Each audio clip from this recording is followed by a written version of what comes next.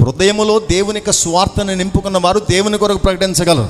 నా మట్టుకైతే బ్రతుకుడ క్రీస్తే చావైతే లాభం అంటానికి కారణం ఏంటి? హృదయములో ఏముంది? క్రీస్తు ప్రకాశం లేక క్రీస్తు యొక్క సువార్త ప్రకాశం నా హృదయంలో నింపబడి ఉంది. ఈ హృదయాన్ని వెలిగిస్తుంది.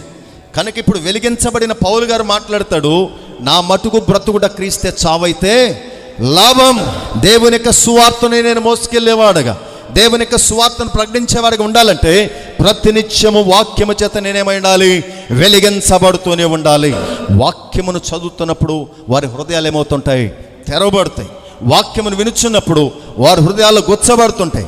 వాక్యమును వినుచున్నప్పుడు వారి హృదయాలు మండుతూ ఉంటాయి. ఎందుకు మనం ఏం చేసాం ఇప్పటి వరకు?